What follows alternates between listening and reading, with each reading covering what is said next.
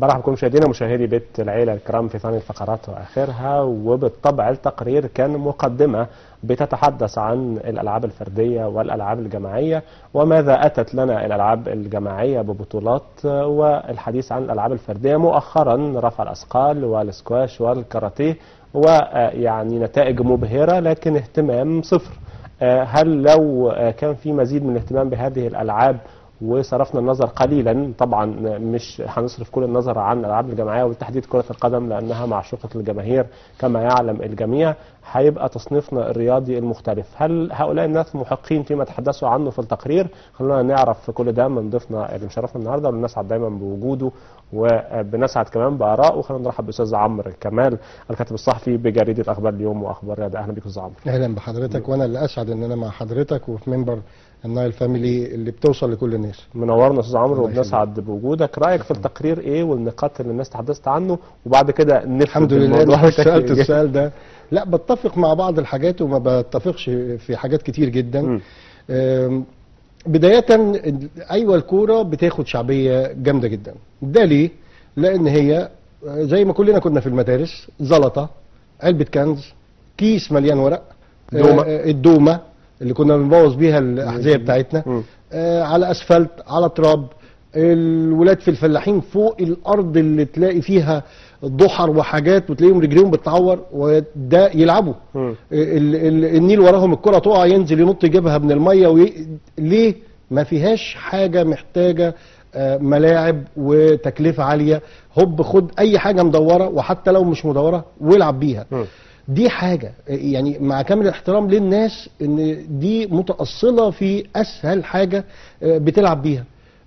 تيجي على قصة ان هي بتاخد اكتر من حقها. ليه بتاخد اكتر من حقها؟ الاعلام والاعلان اللي بيتصرف على المنتج ده كبير جدا جدا.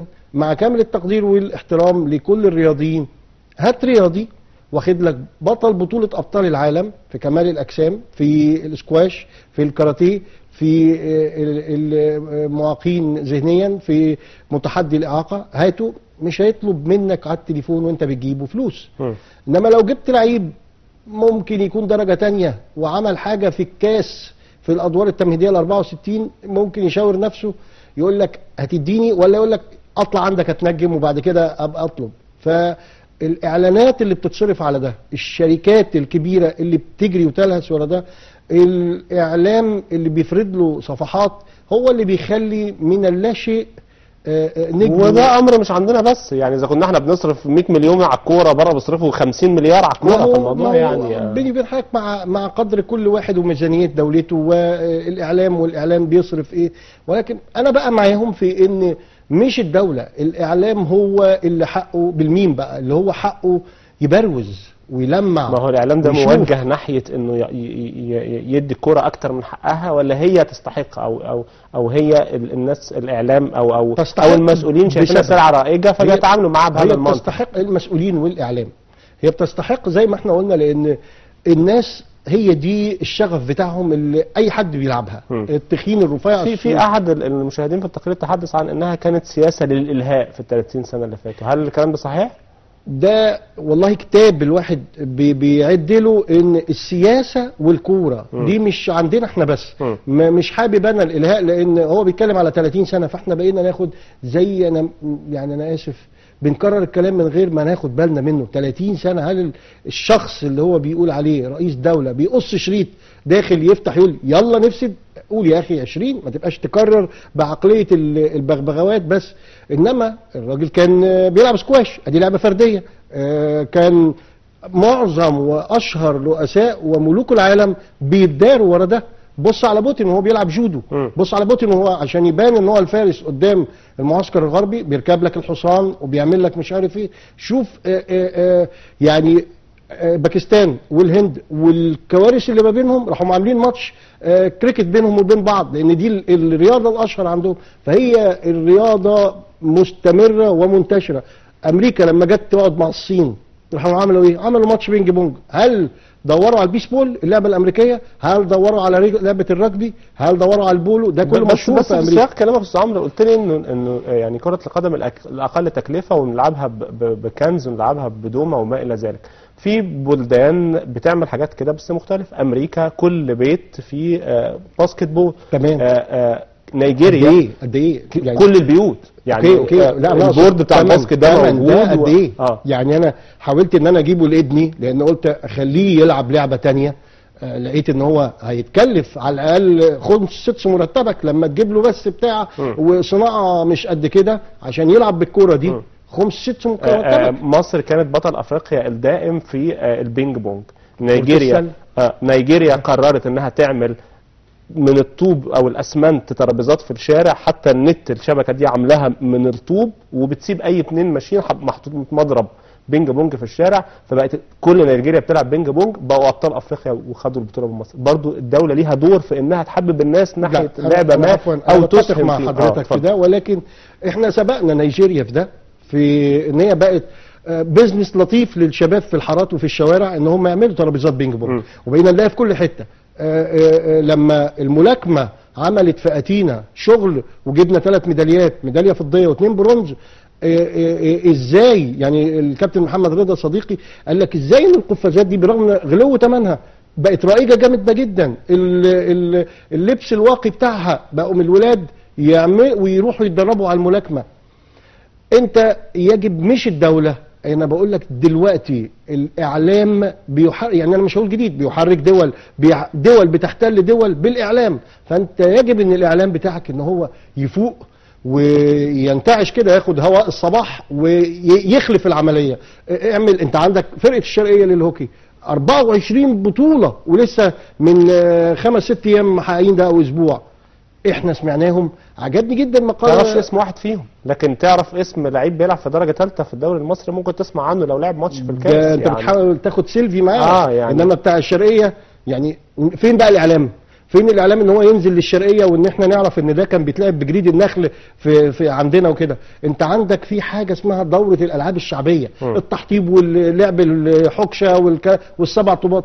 فين الاعلام ان هو يعمل ده؟ على ترعه الاسماعيليه العربجيه اللي احنا بنقول عربجيه وايه ده، بيعملوا سباقات خيول ما فيش بعد كده. فين الاعلام ان هو يركز على ده؟ فين الاعلام اللي هو، انا اسف احنا كسالى شويه، انا بتكلم عن نفسي، تلاقي مثلا انا بشكر في حضرتك او حد بيشكر في حضرتك، فلما اتقمصت دور واحقق ليه هو بيشكر فيك، ما ممكن يكون بياخد فلوس، ما ممكن انت فعلا تستحق الشكر وانت فعلا تستحق الشكر، ممكن اطلع انا جانب فيك تاني، انما تلاقينا حد شكر في حد مشي قطر وراه يشكر فيه. طب خلينا نقف عند انه وبالذات في لعيبه الكوره يعني الدول الاكثر تقدما في الرياضه مهتمين بكره القدم، لكنهم مهتمين بباقي الالعاب، يعني عشان ما نقولش انها الرياضه الوحيده. انا اسف حضرتك، قيس جامايكا تلاقي ان هم العاب القوه حاجه يعني شوف عاملين ايه، شوف علامهم بيترفع كام مره. شوف لما كنت بتناقش مع الاستاذ محمد دلوقتي المعد بره الهوا، شوف يعني بطل، انا اسف لان الاسامي كتير ما شاء الله في الطابور، اللي شوف عطيه شعلان بطل مش بطل العالم في كمال. لا انا عايز اقول لك مين هيبقى ابطال العالم، يعني هو ده السؤال، كاننا بنتكلم عن شخصيه يعني الناس لو تعرف ده حاجه يعني ما حصلتش فيها يعني. ده شخصيه مش حقيقيه وشخصيه مش واقعيه. بطل مصري احنا بنبتكر اسمه، طلع على المسرح في بطوله العالم في البرازيل وواخد للموسم الثاني على التوالي بطل ابطال العالم في كمال الاجسام. وشوف العظمه ان هم طالعين الحكام بكل الجنسيات طالعين ياخدوا سيلفي جنب عطيه شعلان ده. شوف العظمه ان رئيس الاتحاد رايح يسلم على الراجل القدير اللي قدر يعمل حاجه على مستوى العالم. يعني تخيل ده الكره الارضيه وده قاعد عليها، مش في الوزن بتاعه، ده هو خلص الوزن بتاعه وبعدين تخطاه.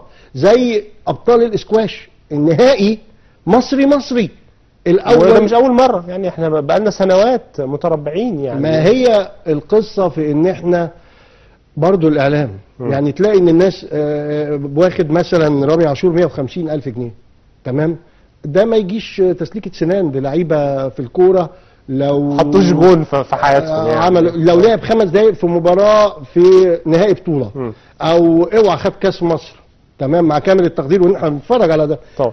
فين التقييمات؟ لازم انت توازن، تشوف شعبيه الحاجه ليها رك كبير لانها صناعه، ولكن انت لو جبت، انا تخيلت ان عندك ال7 8 ابطال كمال الاجسام دول، وانت جيت رصيتهم كده حطيتهم على المراكز بتاعه بنى كمال الاجسام والكلام ده، هيعمل لك ايه؟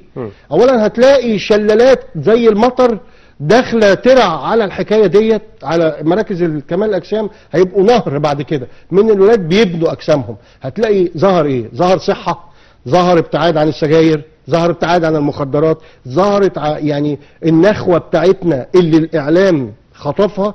الرياضه دي هتسخن الولاد تاني، مش هتخليهم يحصل فيه تحرشات، هتخليه هو بيحصل تحرش هتخليه اسد وفايق وبيتكلم وعنده دم.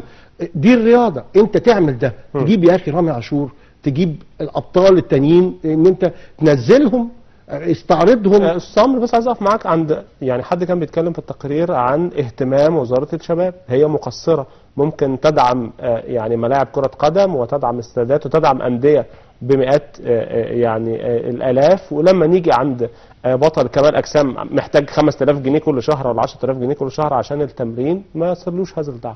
خليني يعني انا بيني وبينك انا بنتقدهم بشده، لان هم عندهم طابور من العاملين اللي انت ما انتش عارف بيعمل ايه في اكتر من جهاز الدوله. منهم وزاره الشباب والرياضه اللي هي كانت ايه، والنبي عين لابني، فتروح يلا احدفوا على مركز شباب، والنبي عين لابني احدفوا بيبقى بيساعد او بيكنس جوامع. دخل في الناس دي الاعلام نفس القصه، تلاقي اعداد كتير جدا جدا وما بيعملوش حاجه. فوزاره الشباب من ده. ولكن خليني لما اقول لك، لما كنت بعد الحلقه وعشان بس نعمل ريفريش لذاكرتنا، لا وزاره الشباب قدرت كل اللعيبه دي، بس حسب الشريحه وحسب الشريحه اللعبه دي على اساس ايه، واللعبه على اساس ايه. ثالث يعني العالم، يعني لما يبقى بطل ابطال العالم وفريق كوره بقاله 3 سنين مش عارف يوصل بطوله افريقيا او 3 دورات متتاليه، تهتم بمين؟ يعني هي دي الفكره. تمام. تهتم ب 25 لعيب بمدربهم اللي بياخد 100000 جنيه في الشهر بمساعدين، ولا تهتم بلاعب واحد ممكن تصرف عليه ربع هذا المبلغ ويجيب لك ميداليه اولمبيه انت ما كنتش تحلم بيها. ومع كم الانتقادات برضو اللي بوجهها لوزاره الشباب ان هي بتعمل حاجات ملهاش لازمه او بتضيع كم هادر من المجهود في قطر الشباب وما شابه، والحبايب هم اللي بيروحوا. ولكني خليني اقول لك ان الحمد لله وقفوا لاتحاد كرة القدم كفر المزاريطة زي ما بنسميه، وقالوا لهم لا مش هتجيبوا مدرب عالمي ولا اجنبي لان احنا عندنا ازمة، ومرة نودي القرض بتاع قطر، مرة مش عارف ايه، عندنا مشاكل في العملة الصعبة. لا اقف يا سيدي الفاضل، ومش عشان تدارى ورا مدرب اجنبي. يجي بقى انت لو جبت مدرب اجنبي وحصل كوارث للمنتخب، اهو المدرب الاجنبي انت عايز ايه؟ فهم جايين يتداروا، فقالوا لا ما عندناش عمله تشتري بده، عندك المنتج المصري وهو اللي حقق لك البطولات قبل كده. فعملوا دي، عملوها. ولكن انت عايز طفره في الاعلام. ليه؟ زي ما الرئيس بيقعد مع الاعلاميين الكبار والصغيرين يعني ناقص ان هو يعني مش عارف الراجل يعمل لهم ايه اكتر من كده، ان هو يقول لهم فوقوا الشعب. لازم الاعلام يبروز ده بقى. يعني رامي عاشور ومحمد الشربجي وعمرو شبانه ابطال العالم، انت عايز ايه تاني؟ انت يعني عايز ايه تاني؟ للاسف الشديد يعني لو مشوا في الشارع محدش هيعرفه. طب ما هو يعني ما هو بيني وبينك قول لي دلوقتي لعيب ماشي عنده 18 سنه بيلعب في الاهلي ولا الزمالك الفيرست تيم، مصر كلها عارفاه. ليه؟ عملوا مشاكل كبيره في بطولات اقليميه ووديه، وان هو الولد شايف نفسه، وان اللي يقعد يقول لك ابو تريكه القادم ومحمد بركات اللي مش عارف ايه وعمرو زكي الذي ومش عارف ايه السيد. فانت انا اسف تاني عشان انا ما بحبش انتقد ناس قبل ما انتقد نفسي. مين اللي عمل ده؟ احنا الاعلام، اللي احنا لازم احنا خدامين الناس اللي في الشارع، اللي احنا بنقدم لهم المعلومه. قدم له النموذج يا اخي اللي بيرفع روحه المعنويه. ان انت مش عاوزين بس كمان نبقى الناس تزعل ونقول ان احنا بنغفل حق نماذج ورياضيين في كرة القدم. كان عندنا لاعبين عظماء ومدربين كثر، يعني اللي عمل حاجه لمصر يستحق انه ياخد تمام. هو اللي ما عملوش بقى. يا سلام يا سلام على اللي عمل حاجه لمصر. يعني انا كان نفسي مثلا ان احنا دلوقتي نروح ساكتين ونذيع العالم كده والنشيد وهو بيتقال اي لعبه من دي. ازاي الناس بتتوحد يا اخي وبتتآلف؟ انت ممكن جدا يقعدوا مخابرات العالم زي ما هم شغالين علينا يصنعوا عشان يعملوا لك تفرقه عنصريه، فتنه طائفيه، مش عارف ايه النوبه، مش عارف ايه حلايب، مش عارف ايه سينا، وممكن ماتش ما يتجاوزش 9 دقائق وتلاقي بطل في الجودو ولا الكاراتيه وراح حقق لك حاجه، يا اخي حط لك ميداليه برونزيه وحط لك علم مصر. تلاقي ان انت توحدت ورا هدف، ورا حاجه ايجابيه. تلاقي الاغبياء حتى الارهابيين الاغبياء تلاقيهم ان هم من الممكن جدا ان انت غسيل المخ اللي حاصل لهم ان هو بيحصل له حاجه تانية ممكن توقفه في اللحظه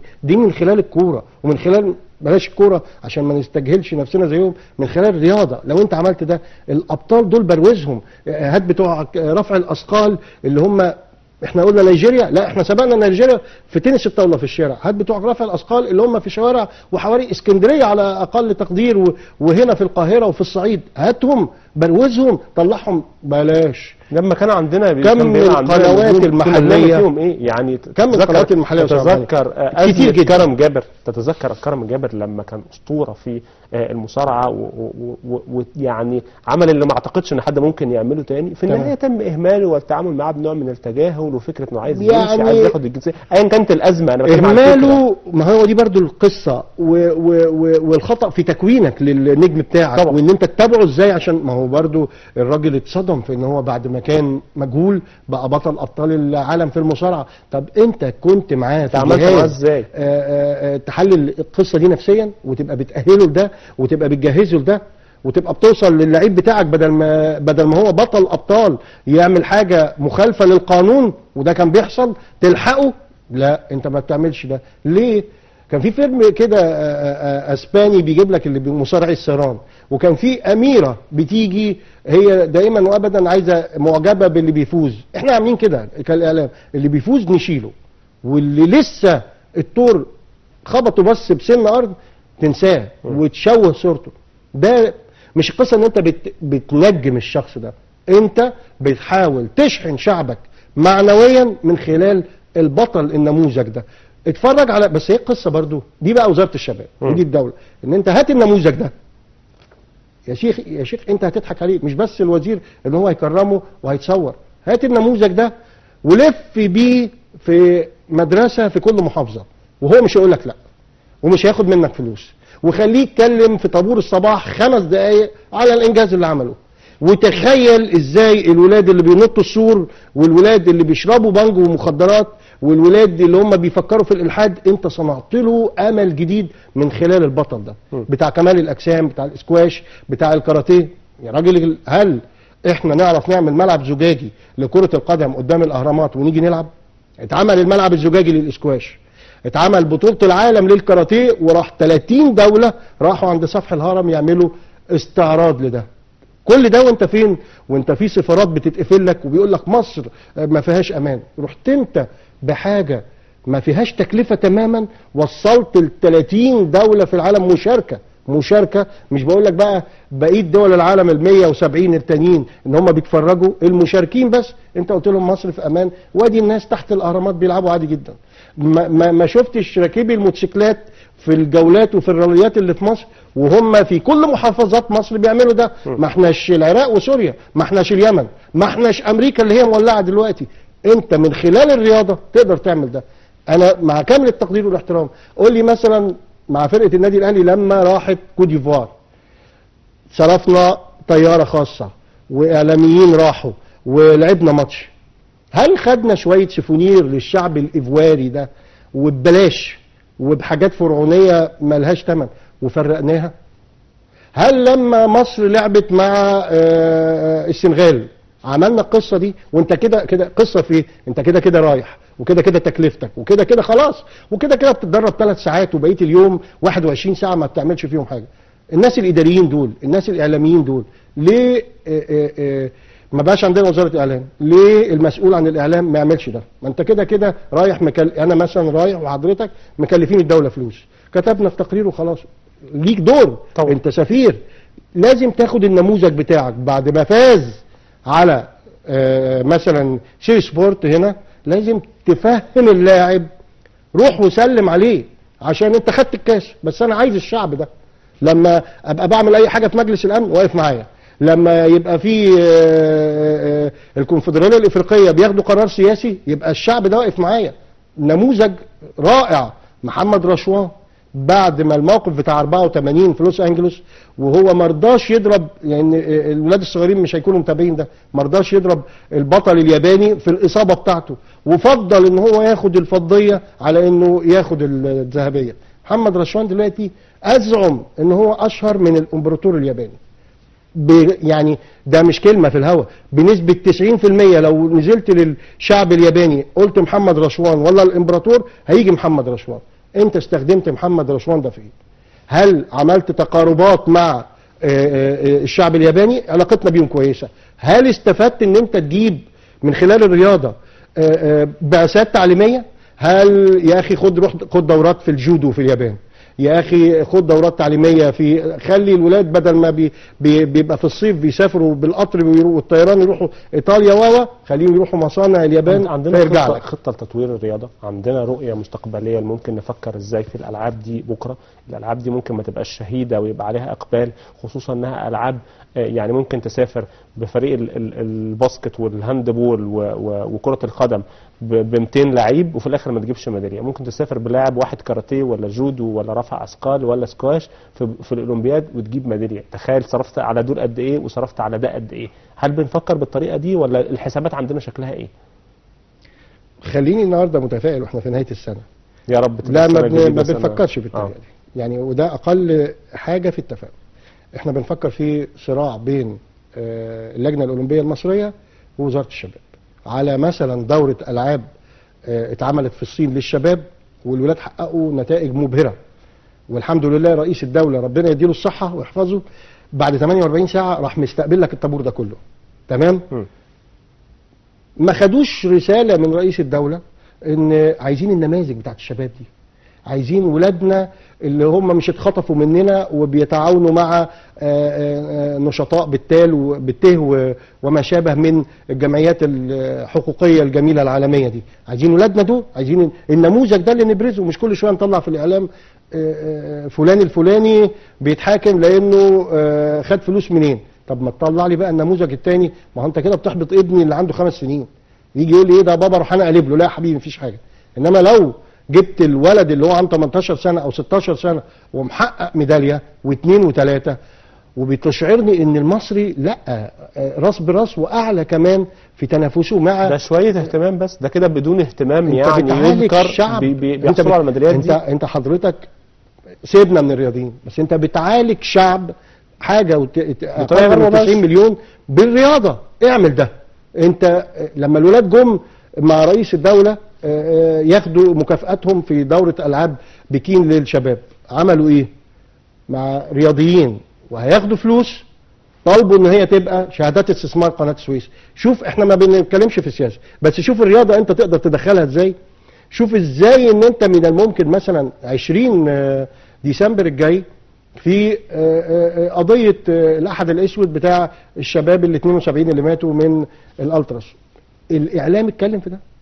الاعلام دايما يقول لك مذبحه بورسعيد، مذبحه، لدرجه ان هم خلوا زي ما بره عايزيننا يبقى في فتنه طائفيه وفي فتنه واحد رفع لك في الصعيد في ايام المعزول مرسي علم الصعيد و7 نجوم. عايزين كمان يعملوا لك بين محافظه ومحافظه، القاهره وجماهير الاهلي في كل محافظه وبورسعيد. طب ما انت هتقول بورسعيد بورسعيد بورسعيد. هل انت عالجت ده؟